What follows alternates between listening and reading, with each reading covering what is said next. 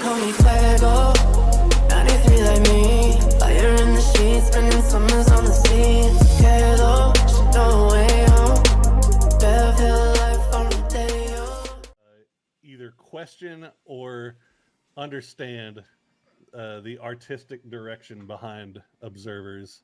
I let them be artists, and I just simply enjoy their art. This is one of these moments where I wished Ansvar was in chat.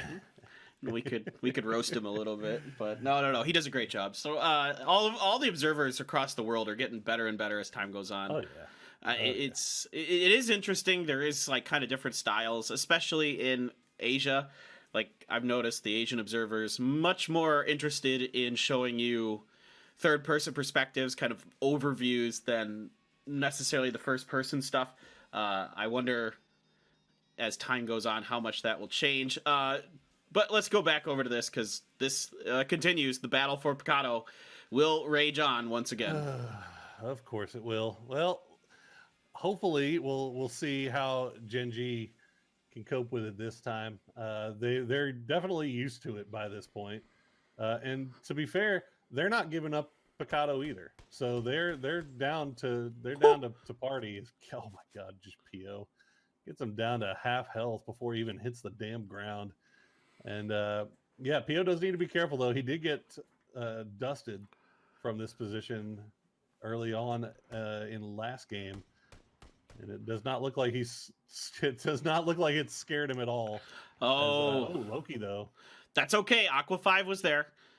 Loki is going to be all right for now. It looks like Cobra and Bai trying to see if they can get some kind of angle on over to this, but I don't think they're going to be able to get there. They've got Menteul holding down that street from the south as well. Urin trying to flank around to the north, but Pio is there. So right now, Genji has a pretty good contain on, this is Kaishin Gaming is KX.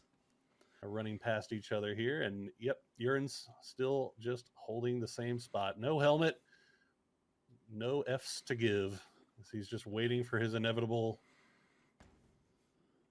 death here, I imagine. Yep, they throw a stun into the hallway, but never mind. He does have a helmet. It kind of blended in with the yeah, background. I saw a ponytail swinging around. So watch this. Really this is so efficient from Genji. This is so well played. Aqua5 opens the door. Loki throws the stun down and dusted in Urin.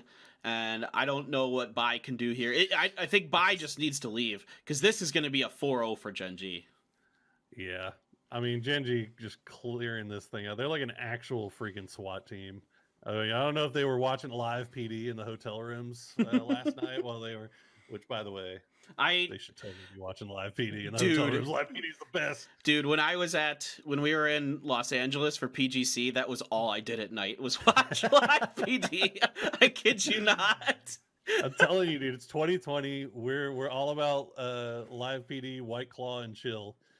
As Bai looks like he managed to make his way out of his hold position, but look at Genji, man, they're just swarming. They're like, dude, no, just stop, just let yourself die here to us. Just go home. There's somebody else shooting down onto this. I'm not exactly sure who it is. It doesn't matter. Genji 4-0's Kaishin Gaming, and at this point, Kaishin needs to give up Pecado. This is Genji's territory. They have won it every single time. They're 4-0. That's enough. We've learned the lesson, and this time, what's scary, the circle's kind of on Genji, and they're going to be 4 strong. Can't wait to see what they're going to bring us the rest of this game. Two Heart not able to connect onto the passing members of Next. You know, then you got to get into the circle as well. On top of that, over to 4 a.m.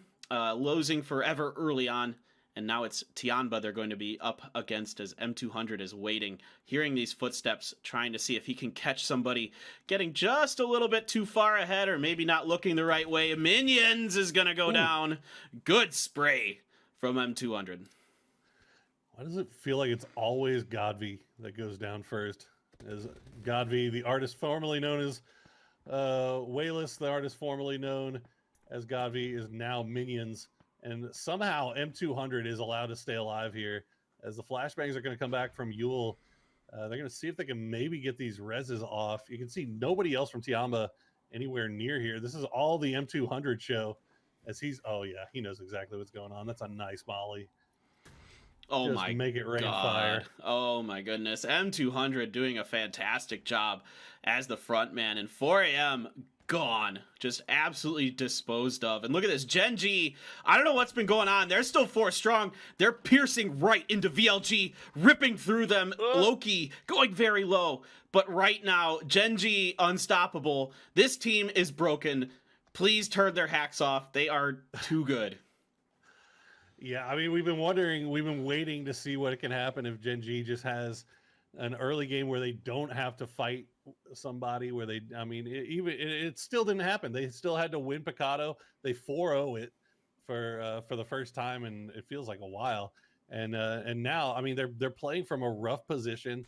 The circle's been at their back pretty much the entire time, and it's just been rough sledding. And they're still managing to come out ahead. They still got 4 up. And they're still claiming a boatload of kills in the process. These guys are nuts. They're just so good. I could watch them all day.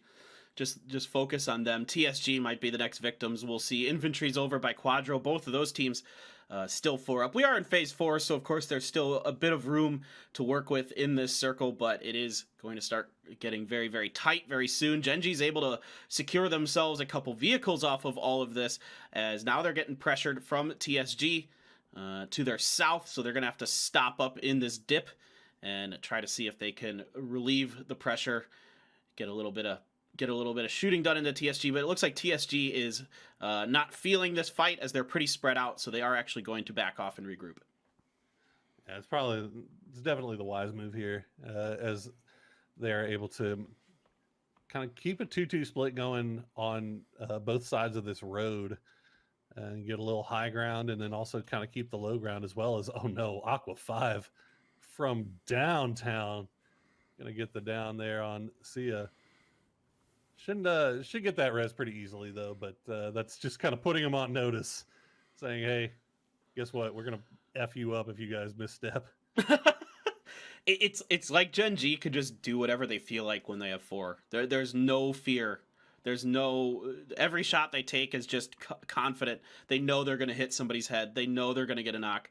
They know they're going to be able to buy themselves the space they need. Okay, let's take a look at Asura, the last surviving member of Griffin. This time the expansive spread from Griffin just wasn't, they weren't able to hold it down. Now, we've seen them in the Korea League, Poro, be able to hold down nutty spreads on Miramar. This one's a little bit different. It isn't in the southern part of the circle, which is a little easier to hold those kind of spreads, for sure. But this time, it didn't really pan out for them. I think Asura is just going to chunk himself down to the blue, try and wait for this fight that has begun between Tianba and EM to really reach a fevered pitch before he moves in. Yeah, and this is actually, I'm kind of surprised to see EM wrap around this far to the south here, as usually they kind of play things from the north down. As Alurin going to find some shots over the top. Is he going to see Asura out in the distance? Yeah, he is, but he's going to see him die. As Kira actually going to spot him out. So nicely done. But Kira going to go down to Alurin. Maknae now just trying to play the angles, trying to smoke it off. Alurin in a really good spot here, though. And it looks like he should be able to maybe flush that down. I don't know. The smoke has come out.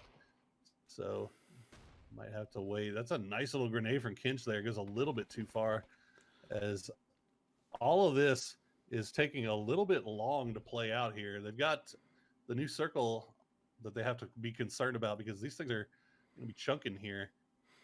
And, yeah. EM down to just... No. Yeah, EM with 2. You're right. Sorry, I cut you off a bit there. No, you're good. Sorry, I was taking forever to finish. No. It's all good. It's all good. So you can talk all you want. I don't mind. Lurin, he's going to throw some stuns, as the stuns are being exchanged between both teams. And that one actually comes up short of the hill. So EM should be fine right now with their vision, but Kinch is prone. That's not good. Maknae wins his 1v1, but it's not enough. That is going to be Element Mystic going down to Tianba in 10th place. And then Lynchin going for this res here. Is he going to be able to get it off in time? I do not know, because that was going to be real close. It looks like he does. And they're going to have to make a run for it. You can see Lurin does bleed out there. Infantry has had this compound to themselves here for quite some time, but now it looks like Gen.G has decided that they want that. And like the bully in the schoolyard, if they decide they want your lunch money, they are going to take it. Gen.G using the terrain to make their way up in here. They're all inside circle. they've managed to stay alive for right now. No clear lines here for infantry on this either. I think that time Saibon caught the glimpse of Pio. Pio's been holding his fire, waiting to get the information to the rest of Genji. The smokes are up to allow them to cover their angles, so nobody else is going to put shots down, try to, third party this, allow Genji to try to get in when they need to. For right now, they don't need to, so they can kind of hold up, try to keep those vehicles and everything safe, and then wait for the moment when they think it's appropriate to strike. Quadro is going to have to get up there. Yolwook's going to lead the way as the scout for them. Pio taking a little bit of damage from Dawan, so Ifty definitely knows that Genji is, or somebody is, I think they would probably know it's Genji based on the kill feeds, who is behind them. Yeah, Ifty, this is putting them in a rough situation. Even though they do have this compound, they would love. I mean, they know that it's or have some idea that it's a relatively full health squad playing the hills right behind them, but they can't completely focus on this. They have to keep somebody looking off to the other side, and yeah, now they get the circle again, and they have to keep somebody looking in other directions. So at any point, Gen.G could decide to push this, or somebody could decide to push them from the west, and they're going to be in trouble here because their attention is drawn in multiple different directions. There's still a ton of teams up, so there's quite a bit of chaos that could find itself as this one works its way through. T1, they're in the circle. They have 4 up. It's just the gas station, which isn't ideal, but it's something. Should allow them to at least wait this out and get some placement points out of it. Titan's trying to establish any kind of position that they can. It's really hard on the slopes of this hill where Quadro and Titan and the others are to maintain anything. It's so exposed. It's so wide open on this side of the road. And you can see Linshun and Tian trying to make their way in for Tiamba as Quadro is just below them. Quadro not entirely in circle just yet. Yacha is. Meanwhile, Gen.G is just having a field day. They get to stick around and they get to shoot at anything around them. They don't have to worry about getting pushed. They just have to make sure that they don't overexpose themselves, put themselves in a position where they can go down and be flushed. And all smart players, so you know that they're probably going to get away with that. Here we go, Tiamba. What can you do? Well, Quadro set up some kind of vehicle barricade for themselves. Yolwook trying to get some kind of healing going. He does get that first aid kit off, so he's got that going. We do have a molly in the hands of Tianba as the clean feed chunked just a little bit there. Next, last God, look at that mini map. Oh my God. It's like that game that you have where you put the sticks in the cylinder and you put the marbles on top and you got to pull them out, and look at all these marbles falling out. It is just terrible for all these teams here on the southern edge of this circle. One team's basically going to come out of this. Everything else is going to be on the north side. Yeah, it looks like Quadro is going to be the lucky ones here, as they had a little bit of a hillside to hide behind. TSG looks like they've managed to find a little tiny space for themselves in this shack that's inside the circle, but they're 4 deep here. They do have 1 vehicle still. They're taking shots. I believe they're taking shots over towards Aqua5. Meanwhile, infantry is just holding every angle here, trying to see if they can spot anybody. There's it's pretty interesting.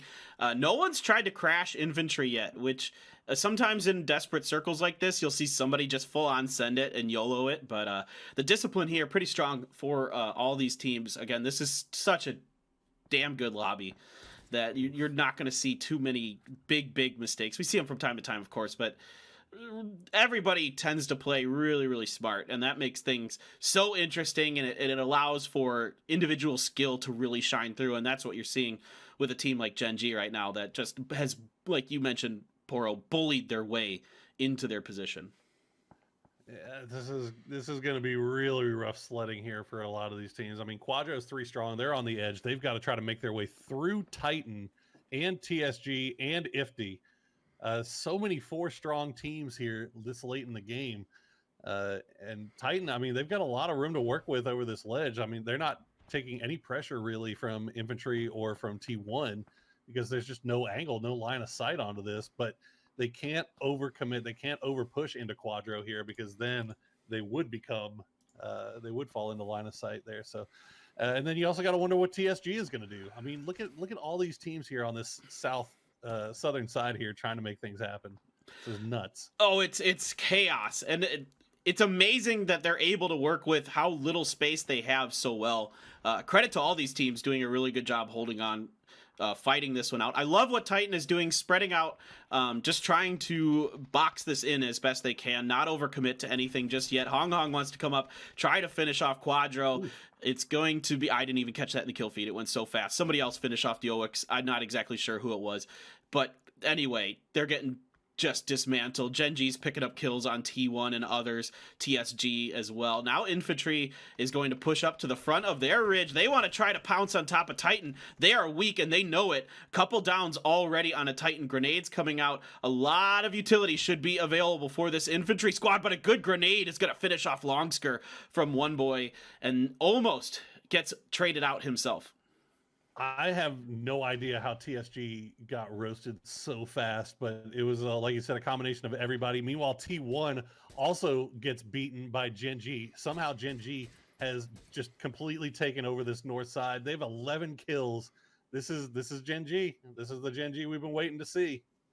Love it, love it, love it. All right, Gen.G, 4 strong. Circle is still kind of in their favor. Infantry has the compound in this circle. The center of this circle is going to be kind of right by the warehouse, maybe even in it. And so that's going to be a really interesting ending that we're going to find ourselves with. Titan, I don't know how they get over this road. The smoke wall is attempted to be made. I think there are a few more smokes available for them. I believe that one's a stun. Indeed it is. Pio, though, has heard all of this fighting, and there's only so long that you can fight before Pio gets itchy and wants to put some bullets in you. I mean, there's no pressure on Gen.G right now. Like, Dawinho is trying to see if he can maybe spot out anybody, but there's just no line of sight on any of them. Saibon gets the rooftop position. It looks like he might have spotted out Revy as the blue is slowly pushing in. Rev, he had, I think, about one. Oh my God. There you go, Saibon. All right. Let's see what Gen.G can do. 4v3. Gen.G's sending it right in. Pio's got to be careful. He's got Menteul on the back. Menteul takes quite a bit of damage. Pio's going to see Daewon, excuse me. He's going to try to bounce a grenade through an angle. That is really, really nice, but there is something inside of there that blocks the explosion enough for Daewon. He is not looking anywhere near the right way, though. Still looking the other side. Should get some help from somebody else. I believe Menteul should be able to come in here and get the flank. No, but somebody's going to find Menteul. It's going to be Saibon. Loki's going to find one more. So it's just Saibon left for Infantry up on top of the U-shaped building. They do that YOLO crash, and the only player that goes down is Menteul. That is absolutely nuts here. I mean, I don't know many teams that would take that crash.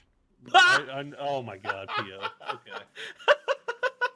Or was that a grenade from Aqua? A grenade from Aqua is going to be what finishes that. That is just absolutely ridiculous. They don't lose anybody. I mean, they were knocked, but nobody died. They get, oh my God, they get 14 kills. They are, so clean. This is scary. If this team starts to click, call it right now.